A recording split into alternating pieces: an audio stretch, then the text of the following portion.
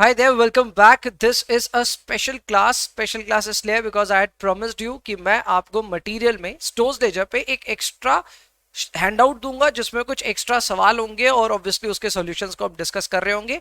So yes, this is that special class जिसमें एक extra आपको सम्स का हैंडआउट मिल रहा है जिसमें 7 क्वेश्चंस हैं जो कि स्टोर्स लेजर का एक डिफरेंट पर्सपेक्टिव भी शायद आपको देने की जरूरत कर रहे होंगे. यहाँ पे हम LIFO, FIFO, simple average, weighted average तो करेंगे ही प्रैक्टिस. इसके अलावा we will be practising base stock method, we will be practising standard price method and also replacement price method. बहुत ही पावर पैक्ड ये क्लास है और इसके लिए मैंने ऑलरेडी काफी तैयारी आपके लिए कर दी है जो कि आपका काम बहुत आसान करेगी. नंबर 1, इसका एक्स्ट्रा क्वेश्चन का हैंडआउट आपके ड्राइव पे अवेलेबल है. Go and download from that. इसके अलावा इसी के हैंडआउट के साथ में I will try to club in my solutions as well. या तो क्लब कर देंगे या फिर अलग से आपको ड्राइव पे मिलेगा, देख लेना कैसे मिल रहा है. And you will get the solutions along with this. अब इससे क्या होगा that you will get my hand written solutions. अब यही चीज ऑब्वियसली हम कॉपी पेस्ट कर सकते थे from the sources that we have taken the questions from, लेकिन उसका कोई मतलब नहीं है, हमें अपने ढंग से उसको पेश करना है. So I have given the entire solutions in the way I do it in the class and obviously उसी को मैं अभी डिस्कस करने जा रहा हूं. So yes, we have 7 questions to discuss. एक एक चीज के बारे में डिटेल में बात करेंगे. अगर आपके पास में ऑलरेडी सॉल्यूशन डाउनलोड हो चुका है, आपके पास सारे सॉल्यूशन है, तो अच्छे से मैच करते हुए चलिए. बट आई वुड रिकमेंड वक्त वक्त पे पॉज करते करते अपना सॉल्यूशन कंप्लीट भी कीजिए खुद से. बिकॉज ये मेरा मानना है कि अगर आपके पास सब कुछ एकदम स्पून फीडिंग हो गई, बॉस सवाल मैंने दे दिए, सॉल्यूशंस मैंने दे दिए और वीडियो भी आप देख रहे हो, तो क्या आपको लगता है आप सीख लोगे ये सारी चीजें? I doubt. मुझे लगता है कहीं ना कहीं आप फंसोगे. तो ऐसे में जब एक इंटरेस्टिंग बड़ा क्वेश्चन आएगा तो उसको डेफिनेटली हाथ से बनाने की चेष्टा करना. बात बाकी कई बहुत बोगस क्वेश्चंस भी हैं तो उन क्वेश्चंस में आप हो सकता है स्किप करके आगे बढ़ जाएंगे. Okay, for my reference purpose I have a sheet with me जिसमें ये सारे क्वेश्चंस प्रिंटेड हैं. आई होप आपने भी प्रिंट कराए होंगे इस हैंडआउट को. शुरुआत करते हैं. एज यू कैन सी ऊपर लिखा हुआ ही है कि we are going to talk about certain extra sums from stores ledger. शुरुआत करते हैं क्वेश्चन नंबर 1 के साथ में. Looks like a simple question जिसमें अपने को सिंपल एवरेज और वेटेड एवरेज अप्लाई करके दिखाना है और यहाँ पे मार्च का पूरा ब्यौरा दिया हुआ है. सो मार्च की इंफॉर्मेशन बच्चा लोग यहाँ पे दी हुई है और अपने को एक एक करके स्टोर्स लेजर बनाना है. Now this is pretty simple except for the fact कि सिंपल एवरेज और वेटेड एवरेज में हमको सिंपल एवरेज में थोड़ा डर लगता है भैया. क्यों डर लगता है? उसके पीछे रीजन है कि भैया सिंपल एवरेज में ना हमारी पकड़ नहीं बैठती, तो वही पकड़ बैठवानी है मुझे. और वो पकड़ क्या बैठेगी, कैसे बैठेगी, आइए डिस्कस करते हैं. सबसे पहले सिंपल एवरेज जब भी आप बनाओगे याद रखना बैकग्राउंड में आप फीफो भी फॉलो कर रहे हो. यानी कि you need to be extremely aware कि कौन से लॉट की आपको एवरेजेस लेनी है. अगर आपकी कोई लॉट जो कि ऑलरेडी इशू होकर के खत्म हो चुकी होगी तो उसकी एवरेज कंसिडरेशन में नहीं लेनी, उसकी प्राइस को कंसिडरेशन में नहीं लेना. भैया जो बातें बोल रहे हो वही सॉल्यूशन करके दिखा दो. एग्जैक्ट मैं वही दिखाऊंगा. आइए शुरुआत करते हैं इसके सॉल्यूशन को देख देख करके. सो हेज द सॉल्यूशन जो कि आपको दिख रहा है. स्टोर्स लेजर सिंपल एवरेज में पहले सॉल्व कर रहा हूं. एक एक करके डिस्कशन करते हैं. पहला जो ट्रांजैक्शन दिया हुआ है वो है 1 मार्च का. बोला आपने 100 यूनिट्स परचेज किया 10 रुपीज के रेट पे. तो ये रहे 100 यूनिट्स 10 रुपीज के रेट पे. 1000 रुपए का आपके रिसीट साइड में आएगा. यू कैन ऑब्वियसली फील कि यहाँ पे तो मैं मल्टीप्लाई करके दिखा रहा हूं बट एक्चुअल एग्जाम में आपको इसके लिए 3 कॉलम्स बनाने होंगे. The first column will be quantity, second will be rate, third will be amount. तो उस चीज का ख्याल रखना है. नंबर 2, अब यहां पे आप देखेंगे बैलेंस साइड में भी मैंने कुछ शो किया हुआ है which is 100 units priced eight 1000 rupees. यहां पे अगर आप देखेंगे तो मैंने रेट वापस नहीं लिखी. Yes, this is the most important thing that you need to follow कि जब आप सिंपल एवरेज फॉलो कर रहे हो तो रेट दोबारा मत लिखना बैलेंस साइड में. तो मैंने सिर्फ क्वांटिटी लिखी और उसकी अमाउंट लिखी 1000. आप बोलेंगे भैया ये बीच में भी तो कुछ लिखा है. वो बीच का कुछ और है, मैं कहीं और से पिकअप करके लेकर के आ रहा हूं. So don't worry about that. Second जो ट्रांजैक्शन है वो है 2 मार्च का. आपने 200 यूनिट्स खरीदे हैं 10.2 की रेट में. ये रहे 200 यूनिट्स परचेज्ड एट 10.2. सो ये भी हमारे लिए रिसीट है. 2040 रिसीट साइड में आएगा. अब बैलेंस साइड में जब आप जाएंगे तो आपको सिंपली इतना काम करना है जो आप वेटेड एवरेज में भी करते हो. It's not a new thing. आपने क्वांटिटी को टोटल करना है. तो पहले से 100 थी, आपने और 200 खरीदी, कितनी हो गई 300. और आपको प्राइस का टोटल करना है जो कि है 1000 प्लस 2040. तो ये हो गया 3040. हाँ, वेटेड एवरेज में हम यहां इस पॉइंट पे एक वेटेड एवरेज भी कैलकुलेट करते हैं जो आप देखेंगे इसके सेकेंड पार्ट में. पर यहां पे रेट कैलकुलेशन से हमारा कोई लेना देना नहीं है. अब यहाँ गौर करने वाली बात यह है कि ये जो हमारे पास क्वांटिटी है, इस क्वांटिटी में दो लॉट हमारे पास अवेलेबल है, एक 10 रुपए वाली लॉट और एक है 10.2। तो अब सब्सिक्वेंटली यहां से कोई इशू हुआ तो वो 10 और 10.2 की एवरेज लेकर के इशू होगा, और एग्जैक्टली ऐसा ही होने वाला है। हमारी नेक्स्ट डेट है 5 मार्च जिसपे 250 यूनिट्स इशू हो रहे हैं। सो 250 यूनिट्स इशू तो हुए, बट रेट हमने ली 10.1। भैया कैसे आया? 10.1 है सिंपल, आपके पास दो लॉट अवेलेबल है, पहला है 10, दूसरा है 10.2 के भाव पे, irrespective of what units have been purchased आपको सिंपल एवरेज करना है। तो 10 और 10.2 का सिंपल एवरेज करके 10.1 पे पहुंचे एंड उस रेट पे इशू कर दिया। जैसे ही आपने इशू किया, अब आपकी क्वांटिटी भी एडजस्ट हो जाएगी। ऑब्वियसली पहले 300 था, 300 में 250 इशू हो गया तो 50 ही बचा, एंड आपकी अमाउंट भी उसी हिसाब से एडजस्ट होगी। पहले आपके पास 3040 के टोटल इन्वेंट्री थी, जिसमें से आपने इशू कर दिया 2525, so you are now left with 515। I know you will get an urge कि भैया यहाँ पे भी ना एक रेट निकाल लेते हैं। मत निकालना, सिंपल एवरेज का कानून ही यही कि रेट नहीं निकालना है।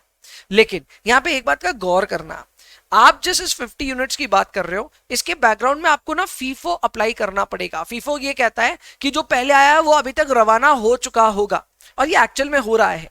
अगर हम अपने पहले लॉट की बात करें जो कि है 100 यूनिट्स, तो ये ऑलरेडी रवाना हो चुका है इस 250 में। इसके अलावा जो हम लोग 200 यूनिट्स की बात कर रहे हैं, इसमें से भी मेजर पोर्शन रवाना हो गया, 150 यूनिट्स हैव गॉन, पर बाकी 50 यूनिट्स जो बचे हैं ये इसी लॉट के शामिल हैं। सो 10.2 का लॉट बाकी है, 10 का लॉट खत्म हो चुका है। इसका ख्याल रखना बहुत जरूरी है, अगर आप इसका ख्याल नहीं रखेंगे आगे गलती हो जाएगी, तो ये ख्याल रखना है। नंबर 2, इसके बाद दो परचेजेस हैं एज यूजुअल, दोनों परचेजेस को रिसीट साइड में हमने एंटर किया और अकॉर्डिंगली यहाँ पे बैलेंसेस साइड में यूनिट्स जोड़ते गए और अमाउंट भी जोड़ते गए, रेट कैलकुलेट नहीं करी। लेकिन 13 मार्च को जैसे ही हमारे इशू की बारी आई, अब 200 यूनिट्स हमें इशू करना है, तो अब रुको, ठहरो, समझो। आपके पास में टोटल कितने यूनिट्स या कितने लॉट्स अवेलेबल है? मेरे ख्याल से तो 3 है। सबसे पहले आपके पास 50 यूनिट्स का एक शुरुआती लॉट था जो कि 10.2 के रेट में आपने खरीदा था। भैया उससे पहले वाला लॉट वो रवाना हो चुका, उसका चिंता मत करो। सो 10.2 आपके पास है, फिर आपने 10.5 पे खरीदा, फिर आपने 10.8 पे भी खरीदा, तो अब आपके पास 3 अलग अलग लॉट्स हैं जिसमें से आप इसे इशू कर रहे होंगे। सो आपको यहां एवरेज करनी होगी उन तीनों की। So we are doing the average of all 10.2, 10.5 और 10.8 डिवाइडेड बाई 3, रेट आया 10.5 का। तो हमारा पहला इशू 10.5 पे हो गया। अब देखो क्वांटिटी वैसे ही एडजस्ट हुई है, 550 में से हमने माइनस कर दिया 200, वी आर लेफ्ट विथ 350, और अमाउंट 5855 में से 2100 माइनस कर दिया, वी आर लेफ्ट विथ 3755। लेकिन फिर से कहानी बदल गई। अब क्योंकि आप 200 यूनिट्स इशू कर चुके हैं, तो दोस्तों आपका जो 50 यूनिट्स फर्स्ट लॉट का अवेलेबल था ना 10.2 वाला, अब वो भी नहीं रहा, वो भी रवाना हो चुका है। So now you have only limited stock, और वो 350 में 50 units are from the lot of 10.5 and बाकी 300 units are from the lot of 10.8। तो इसका अगला इशू जब होगा तो उसमें सिर्फ दो ही लॉट्स की एवरेज होगी, जो कि होगी 10.5 और 10.8। बच्चे इधर ही गलती करते हैं, वो वापस 10.5 की एवरेज लेते हैं जबकि उनको एवरेज रिकैलकुलेट करनी चाहिए थी, और यही चीज की गलती आपको नहीं करनी। ये 10.6 आया, सिर्फ दो चीज की एवरेज ली गई, 10.5 and 10.8, because these are the only lots available, और इसके हिसाब से एवरेज पे हमने यहाँ इशू किया, अपने बैलेंस को चेक किया एंड बाद बाकी वहां पे 100 यूनिट 11 रुपए के भाव पे नया एंट्री भी करवा दिया। अब वापस कहानी बदल गई। कैसे? अब समझिएगा, वापस अब आपके पास दो ही लॉट अवेलेबल रहेंगे। आपके पास टोटल 150 यूनिट्स यहाँ पे अवेलेबल थे, तो ये 150 ऑब्वियसली आपके लास्ट लॉट में से अवेलेबल है विच वाज परचेज्ड एट 10.8। तो 150 का भाव चाहे जो भी हो, हमें पता है कि वो 10.8 की रेट पे आया था। तो अब जब इस पे 11 का हमने और एक लॉट ऐड किया, तो अब नेक्स्ट इशू पे 10.8 और 11 की एवरेज निकलेगी, और यही चीज हो रहा है। 10.9 की एवरेज ली गई है जो कि 10.8 और 11 की एवरेज है, एंड बेस्ड ऑन दिस ये इंटायर कैलकुलेशन कंप्लीट हो गया। लास्ट में वी फाउंड आउट कि हमारे पास जो टोटल यूनिट्स अवेलेबल है वो है 100 और इसका वैल्यूएशन है 1090। इनफैक्ट हमारे टोटल इश्यूज का जो काउंट है वो है 8390, which is the total amount of issues that we have made from our stores. तो ये था आपके लिए सिंपल एवरेज का सॉल्यूशन, किस तरह ये वर्कआउट होता है, किस तरह हम इसके बारे में सोचते हैं। आई होप आपको एक फेयर वे पता चल गया। नेक्स्ट आता है वेटेड एवरेज, बहुत ही सिंपल है वेटेड एवरेज, आई थिंक मेहनत नहीं है इतनी ज्यादा, क्योंकि 100 यूनिट 10 के भाव पे खरीदे, लीजिए यहाँ लिख दिया बैलेंस में, फिर 200 यूनिट 10.2 के भाव पे खरीदे, यूनिट्स में ऐड किया, अमाउंट में ऐड किया और रेट कैलकुलेट किया, सो 3040 डिवाइडेड बाई 300 करके वेटेड एवरेज आया विच इज 10.13। अब नेक्स्ट इशू 10.13 पे ही इशू होगा और उसी पे हमने वैल्यूएशन किया, वैल्यूएशन करके ऑब्वियसली बैलेंस वापस लिख लिया। ये बात याद रखना कि आपकी वेटेड एवरेज रिवाइज तभी होगी जब आप रिसीट करो कुछ, इशू के टाइम पे जो आपकी रेट है वो डिस्टर्ब नहीं होती, वो सेम रेट रहती है। सो यहाँ पे आप देख सकते हैं 10.13 था, इशू हुआ तो वापस रेट सेम ही रहा, पर अगर यही रिसीट हो रहा है तो आपकी रेट चेंज हो रही है, क्योंकि रिसीट के टाइम पे आपके यूनिट्स में ऐड हो जाएगा, आपके क्वांटिटी में भी ऐड हो जाएगा, सो एज अ रिजल्ट आपको अपनी एक नई रेट कैलकुलेट करनी पड़ेगी। फिर से एक और इशू हुआ, फिर से रेट कैलकुलेशन हुई, फिर से एक नई रेट आई। अब जब इश्यूज होंगे तो इसी रेट पे दोनों इश्यूज हो जाएंगे, we are not worried about this, and दोनों जब हो जाएंगे तो बचेगा भी वापस इसी रेट पे। सो 10.63 के रेट पे हमारे पास 150 यूनिट्स अभी पड़े हैं। फिर हमने 100 यूनिट्स 11 रुपए के भाव पे और खरीदे, अगेन 150 में 100 यूनिट्स जोड़ेंगे आएगा 250 और 1595 में जोड़ेंगे 1100 तो आएगा 2695। इससे भी रेट डिटरमाइन कर लिया, रेट इज 10.78। फाइनली 10.78 पे 150 यूनिट्स को इशू किया, 1617 पे we are left with inventory of 100 units valued at 1078 while the value of issues is 8402 under weighted average method. So that was question number 1. I think एक सवाल में ना दो सवाल मिक्स किए हुए थे, क्योंकि सिंपल एवरेज अपने आप में एक बड़ा सवाल है, फिर वेटेड एवरेज भी करना था, तो दोनों मिलाकर के दो सवाल हमने बनाए हैं, ऐसा ही समझो, हालांकि it was clubbed in just one. Anyways आगे बढ़ते हैं। Okay, next up is solution to illustration number 2। Now talking of illustration number 2, by the way मुझे मौका मिल रहा है तो मैं बता ही दूं कि ये सारे क्वेश्चंस का जो सोर्स है वो है सीएमए इंटर की स्टडी मैट। अब आप कहेंगे सर सीएमए की स्टडी मैट को हम लोग यूज क्यों कर रहे हैं? वैसे सीएमए वाले बच्चों को तो प्रॉब्लम ही नहीं है सर, अच्छा है हमारी मैट यूज हो रही है, बट सीए वालों को यार मैं ये कहना चाहता हूं कि कुछ जगहों पे सीएमए इंस्टीट्यूट ने भी अच्छा काम किया है। सो हम अधिकतर सीएमए इंस्टीट्यूट को ना एज ए यही बोलते हैं क्या मटेरियल बनाया, बेकार मटेरियल है, गलतियां बहुत हैं, और सीए इंस्टीट्यूट की ऑब्वियसली तारीफ करते हैं कि आपका मटेरियल अच्छा है, बट यहां पे मैं कह सकता हूं कि सीए ने इतना अच्छा काम स्टोर्स लेजर पे नहीं किया जितना अच्छा सीएमए ने किया है। So I picked up all those questions from the CMA intermediate study material, and obviously इससे आपकी सीएमए जो सीएमए के स्टूडेंट्स देख रहे होंगे इस लेक्चर को, आपके सीएमए के सारे जो स्टोर्स लेजर के क्वेश्चंस हैं वो कवर हो जाते हैं, तो ये आपके लिए एक बोनस है। ठीक है, आइए आगे बढ़ते हैं क्वेश्चन नंबर 2 की तरफ। क्वेश्चन नंबर 2 एक बार देख लेते हैं कहां क्या था। Okay, this is the question. आपको यहाँ पे ओपनिंग स्टॉक दिया है 400 यूनिट्स 50 के भाव पे, लीफो और फीफो दोनों से इसे वर्कआउट करना है, लेकिन ये बेस स्टॉक मेथड है, आपको बेस में 100 यूनिट्स लेकर के चलना है। इसका मतलब क्या होता है? इसका मतलब ये होता है कि 100 यूनिट्स इंटू 50, 5000 रुपए का आपका स्टॉक एनी टाइम रहना चाहिए आपके पास में, आप इसे इशू नहीं कर सकते। ये भैया कहां से आएगा? ये यहीं से आएगा। इस 400 में से 300 आप इशू कर सकते हो, कोई बात नहीं, लेकिन 100 को आप इशू नहीं कर सकते। याद रखिए 50 रुपीज पे वैल्यूड होगा, तो 100 इंटू 50 5000 रुपए आप देखेंगे अपने पास में बेस स्टॉक थोड़ी देर में नजर आ जाएगा सॉल्यूशन में। बात बाकी तो फीफो और लीफो जैसे सॉल्व करते हैं वैसे ही करेंगे। आइए देख लेते हैं इसका भी सॉल्यूशन। अब इसके सॉल्यूशन पे अगर आप गौर करेंगे तो आप देख सकते हैं शुरुआत में तो मैंने यहाँ पे ओपनिंग बैलेंस डाला है 400 units into 50 rupees is 20,000 rupees, so that's my opening balance. We have added 100 units to this. याद रखिए हम फीफो फॉलो कर रहे हैं तो फीफो में ना लाइन से स्टैक्स बनाते हैं हम। तो पहला लॉट हुआ 400 इंटू 50 20,000, दूसरा लॉट हुआ 100 इंटू 55। अब 6 तारीख को हमको इशू करना है 400 यूनिट्स। मन तो बोल रहा है पूरा 400 ऊपर का उड़ा देते हैं, नहीं कर सकते, फर्स्ट इन फर्स्ट आउट में भी नहीं कर सकते। क्यों? क्योंकि यहां पे हमें 100 यूनिट्स मेंटेन करना पड़ेगा as our base stock, mandatory है। सो आप 400 में से सिर्फ 300 को हाथ लगा सकते हैं, तो उसको इशू कर दीजिए, और बाद बाकी आपके पास और 100 यूनिट्स की जरूरत है जो कि है भी आपके पास सेकेंड लॉट में, तो उसको इशू कर दीजिए। तो काफी यूनिक है ये तरीका काम करने का, जहां पे पहले स्टॉक में पहले लॉट में यूनिट्स होते हुए भी हमने उसको छोड़ दिया और सेकेंड लॉट को पकड़ करके उसको फिनिश किया। और बाद बाकी अब यहां से कहानी एकदम सिमिलर है, कुछ नहीं करने का है। यहां पे आप एक एक करके सारा कंप्लीट करते जाओ, जैसे जैसे लॉट्स ऐड हो रहे हैं ऐड करते जाओ, और इशू करते वक्त बस ध्यान रखना कि हर जगह एक चीज कॉमन होगी कि ये अपनी जगह से नहीं हिलेगा, 100 इंटू 50, ठीक है, सब जगह आप देख सकते हैं बिगनिंग इसी का है, 100 इंटू 50, 100 इंटू 50, सब जगह कॉमन है 100 इंटू 50। तो ये अपनी जगह नहीं छोड़ेगा, हर जगह आपको कॉमन देखने को मिलेगा और इससे आपको कोई आश्चर्य नहीं होना चाहिए। After all this is our base stock, ठीक है। सो हर जगह 100 इंटू 50 कॉमन है, बाद बाकी आपके कुछ भी फर्दर इश्यूज हैं तो उसको आप इसके नीचे वाले लॉट से एडजस्ट करते हुए चले, ठीक है ना। सो ये है आपके लिए फर्स्ट इन फर्स्ट आउट का अप्रोच, आंसर्स मैच होते हैं, गोज विदाउट सेइंग। ये सॉल्यूशन का पीडीएफ आपके पास है, आप अपना वर्किंग करके अपना आंसर यहां से टैली कर सकते हैं। इसके अलावा आता है अपना last in first out. Last in first out में भी सेम वही कहानी करनी है कि अगर ऐसे सिलसिले आ गए, ऐसा सिचुएशन आ गया कि आपका ओपनिंग स्टॉक जो है वो 100 यूनिट्स पे आ गया तो वो बेस स्टॉक हो जाएगा, उसके फर्दर आप उसे यूज नहीं कर सकते।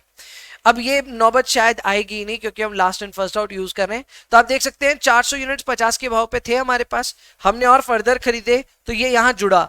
अब जब इशू करने जा रहे हैं तो उल्टा इशू होता है, तो जो लास्ट में आया वो पहले इशू होगा। सो 155 के भाव पे पहले इशू हो गया, अब बाद बाकी जो 300 है वो इशू हुआ अपना 50 के भाव वाला। तो जाहिर सी बात है बाई डिफॉल्ट ही 100 इंटू 50 तो अपना बेस स्टॉक रह गया। अब आप जैसे जैसे सवाल में आगे बढ़ेंगे यू विल फाइंड कि ये हर बार हमारे साथ रहा, लास्ट तक ये हमारे साथ रहेगा। इसको ऐसे भी आप टच नहीं कर सकते, वैसे ये last and first out method ही ऐसा वर्क करेगा कि आप इसको टच कर भी नहीं पाओगे। आपके पास हमेशा कोई ना कोई नया इशू आया हुआ रहेगा जिसके वजह से you will not be touching this. Anyways, इसको भी last and first out approach से बनाते हुए चलना है, एक एक करके लॉट्स को स्टैक करना है और जो लॉट लास्ट में एंटर हुआ उसको पहले इशू दिखाना है।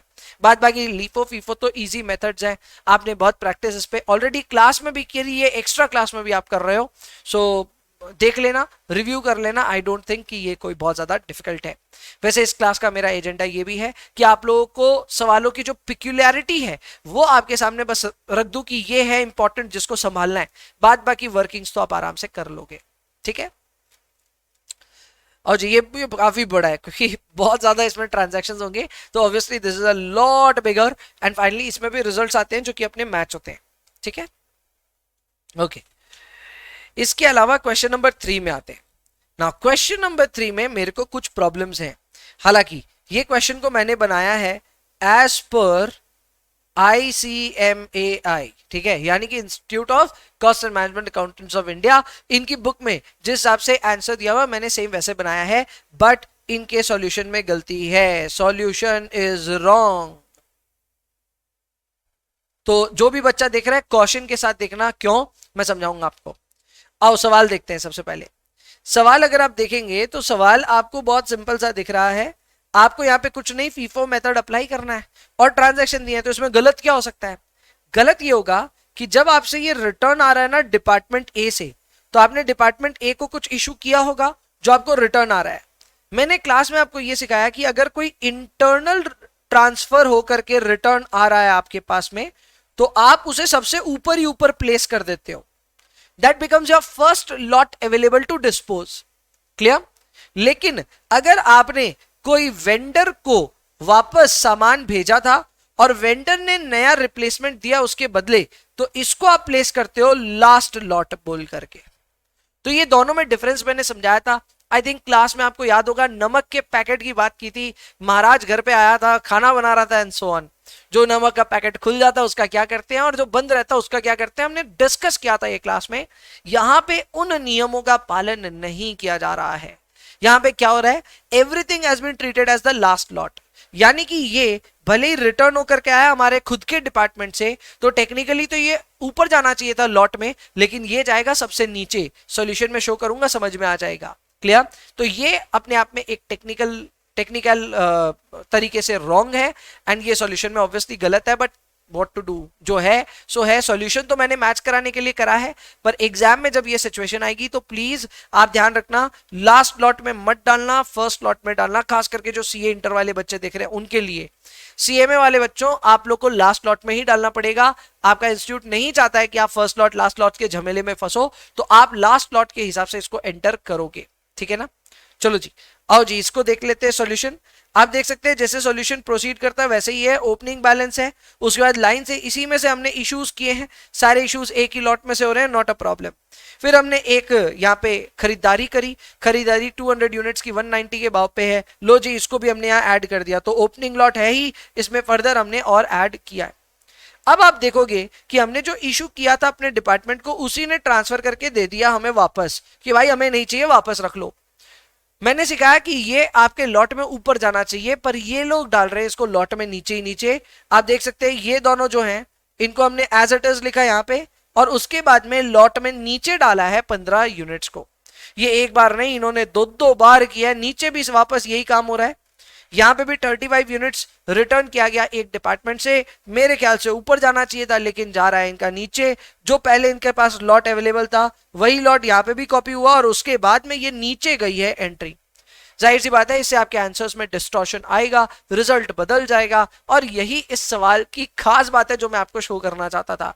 बात बाकी तो जैसे फीफो बनता है वैसे ये बनता जाएगा, एक एक करके आपको ये देखना है कि किस लॉट की बारी पहले आएगी टू इशू एंड किस लॉट की बाद में आएगी। तो ये आपके लिए question number 3, very basic, very straightforward. The only problem here is the solution has been done a little abruptly. Perfect, आगे बढ़ते हैं जी क्वेश्चन नंबर 4 की तरफ। क्वेश्चन नंबर 4 की अगर मैं बात करूं तो ये बहुत ही सिंपल सवाल है, बहुत ही ज्यादा सिंपल। अब क्वेश्चन नंबर 4 में हो क्या रहा है, क्वेश्चन नंबर 4 में ये चाहते हैं कि हम लीफो मेथड लगा दें, सारे ट्रांजैक्शन यहाँ दिए और इसमें कोई वो है ही नहीं, मतलब ट्रिक ही नहीं है, सिंपल सा लीफो का सवाल है, आपको लीफो बनाना आना चाहिए। अब इस तरह के सवालों में भी अगर आप प्रैक्टिस नहीं कर रहे हो या प्रैक्टिस कर रहे हो और गलतियां हो रही है, तो आपको अपने प्रैक्टिस सेशंस में सुधार लाने की जरूरत है। हो सके तो कंसंट्रेट करते हुए अपनी प्रैक्टिस कीजिए। अगर आपकी आदत है भाई म्यूजिक के साथ हम तो प्रैक्टिस करते हैं, सो ऑन, मत कीजिए, क्योंकि लास्ट इन फर्स्ट आउट को अगर आप नहीं मिलवा पा रहे हैं तो वो अपने आप में काफी बड़ी गलती है, क्योंकि इतना भी हार्ड नहीं है ये मेथड। हाँ यही चीज आप सिंपल एवरेज के लिए बोलते हैं भैया हमारा रॉन्ग हो रहा है, ये वो हो रहा है, एक्सेप्टेड, लेकिन लास्ट इन फर्स्ट आउट थोड़ी सी नजाकत चाहिए, थोड़ा सा हैंड आई कोऑर्डिनेशन चाहिए, और ये गलत नहीं बनेगा। तो अगर आपको कहीं पे भी यहां दिक्कत आ रही है, प्लीज इसको अच्छे से प्रैक्टिस कीजिए। This is the last opportunity where you can do a practice on last in first out, so please do that. तो इसका भी सॉल्यूशन अगेन मैंने पूरी तरह से शो कर रखा है, सिंपल सा सॉल्यूशन है, एक एक करके सारी बातें यहां आ रही है। पहले बैलेंस था हमारे पास 100 यूनिट्स एट 10 रुपीज, फिर हमने एक रिसीट देखा, एक क्या दो रिसीट देखे, तो आप दोनों रिसीट को देख सकते हैं, हमने यहाँ ऐड किया है, लेकिन लेकिन लेकिन यहाँ स्टैकिंग करिए प्रॉपरली। अगर यही सिंपल एवरेज वेटेड एवरेज होता तो स्टैकिंग नहीं होती, पर यहाँ स्टैकिंग होगी प्रॉपर, क्योंकि हमें ख्याल रखना है कि किसका बाद में आया इशू। अब आप देख सकते हैं जब हम इशू करने गए तो पहले 10.6 को रवाना किया, फिर 10.5 को रवाना किया, क्लियर, और इसी के हिसाब से हमारे पास लास्ट में जो बचे वो 10 और 10.5 के भाव पे थे, फिर वापस 10.5 में से इशू किया, अगर वो खत्म हो गया तो 10 पे गए, लास्ट में हमारे पास बचा 80 यूनिट्स प्राइस एट 10 रुपीज। इसके आगे बढ़े 7 फरवरी को 400 यूनिट्स हम और खरीद के लेके आए, स्टैकिंग कर दीजिए, स्टैकिंग करने के बाद इशू इसी में से कीजिएगा क्योंकि last in first out.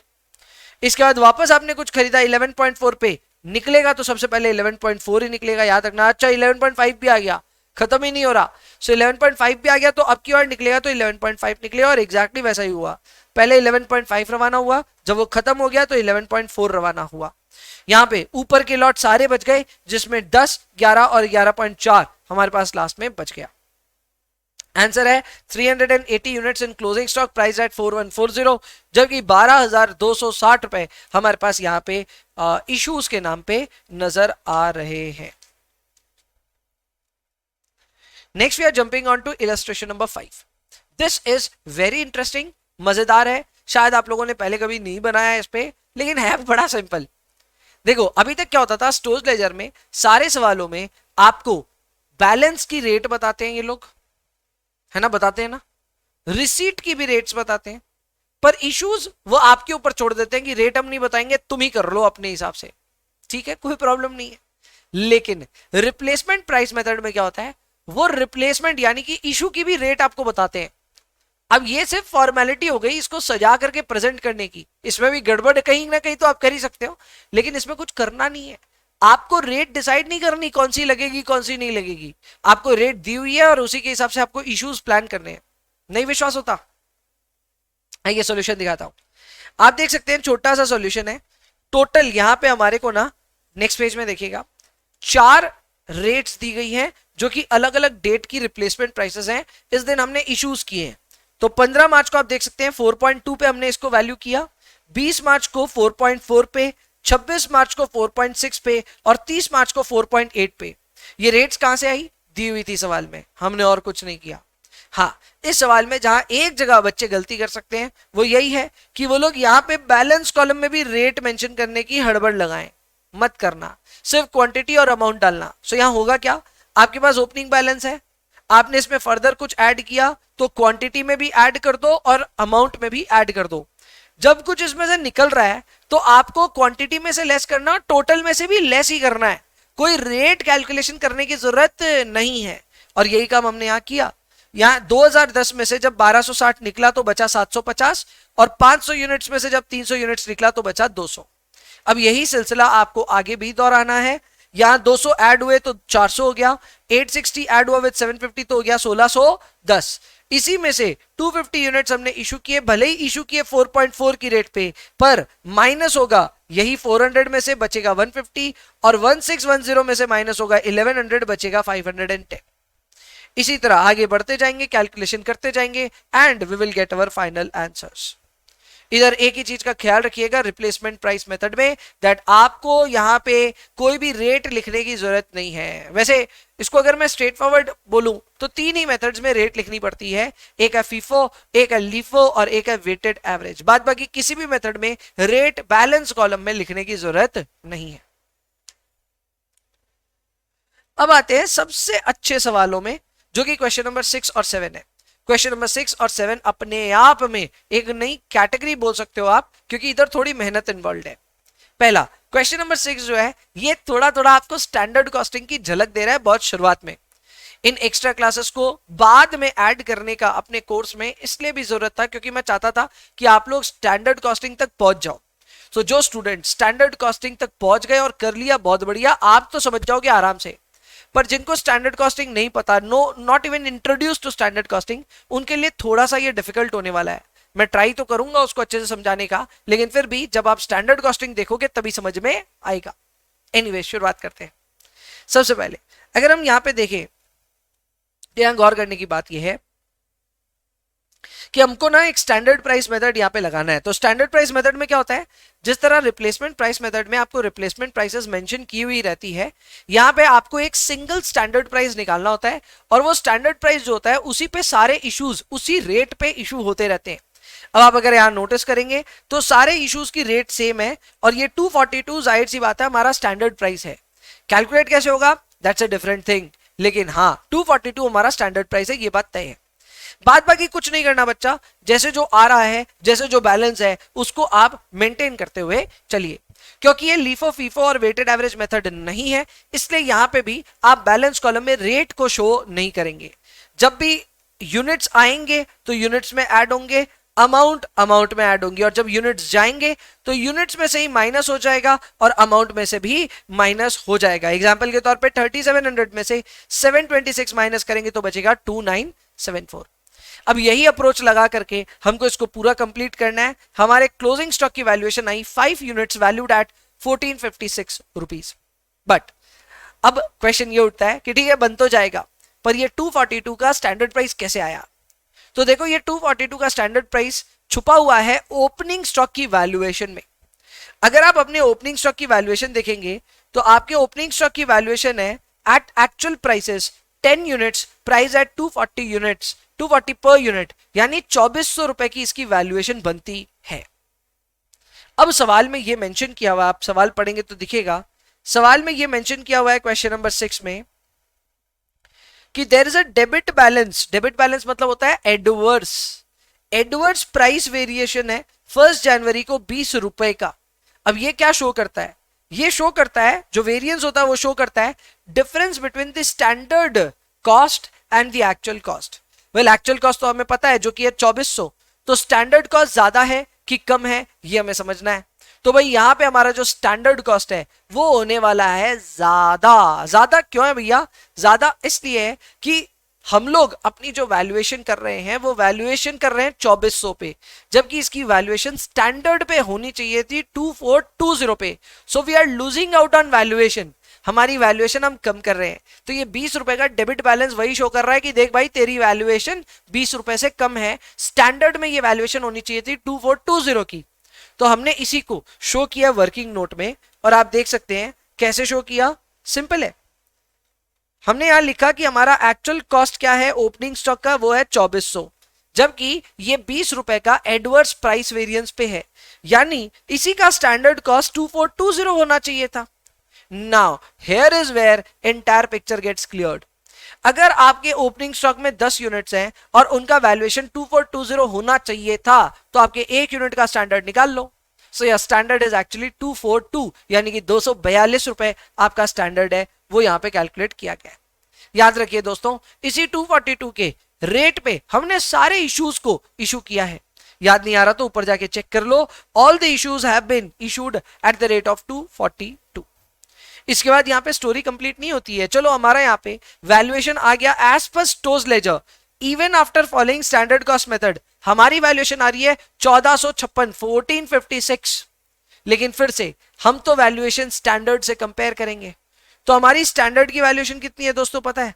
Standard method ये कहता है, स्टैंडर्ड प्राइस ये कहता है कि जब आपके इश्यूज 242 पे वैल्यूड है, तो फिर आपका बैलेंस भी 242 पे वैल्यूड होना चाहिए, क्योंकि आपके पास लास्ट में 5 यूनिट्स बच रहे हैं। मैं क्लोजिंग स्टॉक की बात कर रहा हूं यहां पे, लास्ट में क्योंकि हमारे पास 5 यूनिट्स बच रहे हैं, तो उनकी भी वैल्यूएशन 242 पे होनी चाहिए।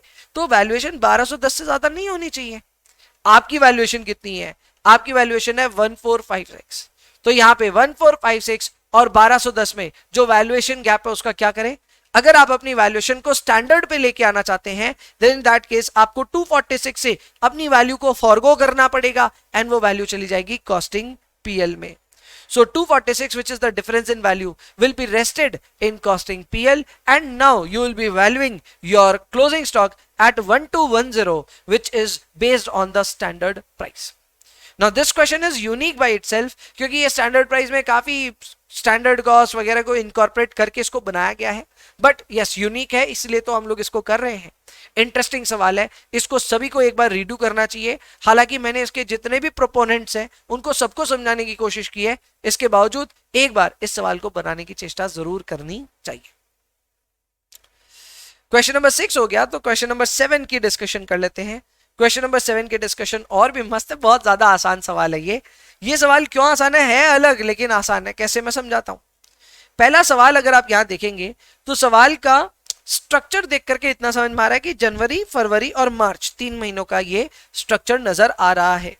वैसे स्ट्रक्चर देख के कुछ हार्ड नहीं लग रहा है, क्योंकि बहुत ज्यादा यहाँ पे एंट्रीज घोचपोच नहीं है, रिसीट्स हैं, इश्यूज हैं, सिंपल है। इश्यूज के यहाँ पे रेट्स नहीं दी हुई है, हमें डिटरमाइन करना होगा। अब यहाँ पे हमसे पहला क्वेश्चन ये पूछते हैं कि क्या आप सिंपल एवरेज फरवरी के रिसीट्स का कैलकुलेट कर सकते हो? तो ये तो बहुत आसान है।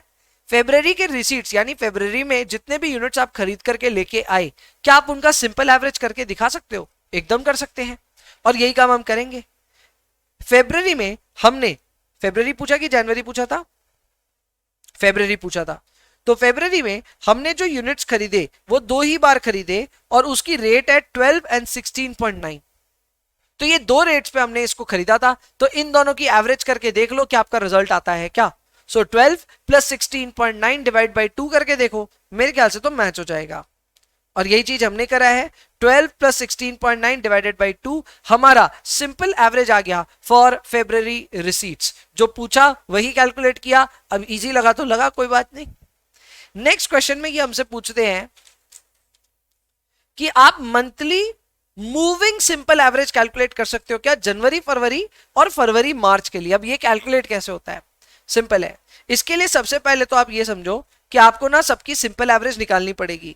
तो जिस तरह हमने फरवरी की सिंपल एवरेज निकाली, उसी तरह जनवरी के लिए भी सिंपल एवरेज निकलेगा, और जनवरी का जो सिंपल एवरेज है वो आएगा इन तीनों का एवरेज करके। और मार्च का तो सिंपल एवरेज करने की जरूरत ही नहीं है, एक ही रिसीट है तो वही उसका एवरेज है। तो अब आपके पास एक नहीं बल्कि 3 एवरेजेस आ जाएंगी, जनवरी की अपनी, फरवरी की अपनी, मार्च की अपनी। तो ये 3 एवरेजेस हमारे यहां पे आ गई हैं। क्लियर? ये देखिए जनवरी की एवरेज कैसे आई, 3 अमाउंट्स की एवरेज आई है डिवाइड बाई 3 करके 11.67। फेब्रवरी हम ऑलरेडी निकाल चुके हैं 14.45, तो वही हमने कॉपी किया। और मार्च में एवरेज करने की जरूरत ही नहीं है क्योंकि 20 हमारी एवरेज पहले से हमें पता है, एक ही इशू था ना, एक ही रिसीट था ना, इसलिए। अब मूविंग एवरेज कैसे निकलती है, तो अगर आप जनवरी फरवरी का मूविंग एवरेज कैलकुलेट करना चाहते हैं तो इन दोनों एवरेज की एवरेज करनी होगी, यानी 11.67 और 14.45 इन दोनों का आपको करना पड़ेगा एवरेज। और एग्जैक्टली यही काम हमने किया है, 11.67 और 14.45 को डिवाइड बाई 2 किया, यहां पे एक रेट आ गई। आप सोच रहे होंगे कि ये यार भैया इतना इजी आपको लग रहा है, हमें तो समझ में भी नहीं आता कि इस तरह का हमें काम करना है। वेल मैं स्टॉक मार्केट का आदमी हूं ना, इसीलिए ये मूविंग एवरेजेस वगैरह कैलकुलेट करना बाएं हाथ का काम है। बहुत सिंपल है ये चीजें। मूविंग एवरेज का मतलब यही होता है कि आपको जितने भी आपके डेटा सेट है उसकी एवरेज कैलकुलेट करनी है for the period concerned. Since our period is January February, तो एवरेज का आपको एवरेज करना है। सो दोनों एवरेजेस की एवरेज कर ली एंड हमारे पास जनवरी फरवरी का मूविंग एवरेज आज का है। इसके अलावा नेक्स्ट फरवरी मार्च करना है, तो जाहिर सी बात इसमें फरवरी की एवरेज और मार्च की एवरेज लीजिए और उनकी भी एवरेज कर दीजिए। तो दोनों की एवरेज लेके एवरेज किया, रिजल्ट आया 17.23। So that is how we calculate the moving averages और moving simple averages for these months. इसके बाद जो नेक्स्ट क्वेश्चन है वो है वेटेड एवरेज को लेकर के। वेटेड एवरेज में अपने को यहाँ पे क्वेश्चन नंबर 3 क्या बोलता है पता है? इंटरेस्टिंग सवाल है।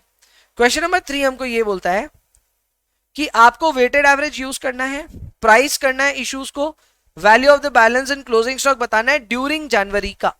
तो यहां पे हम लोग को कौन सा मेथड लगाना है? हमें यहां लगाना है परपेचुअल मेथड। कुछ बोला नहीं है, तो जब नहीं बोलता है तो परपेचुअल मेथड लगता है। अब आप सोचेंगे परपेचुअल क्या होता है?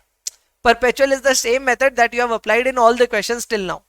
परपेचुअल में क्या होता है ना, क्रोनोलॉजिकली एंट्री होते रहती है, मंथ एंड का वेट नहीं होता। आप लाइन से एंट्री करते जाओ, जैसे जैसे दिन बीतेंगे एंट्री होती जाएगी।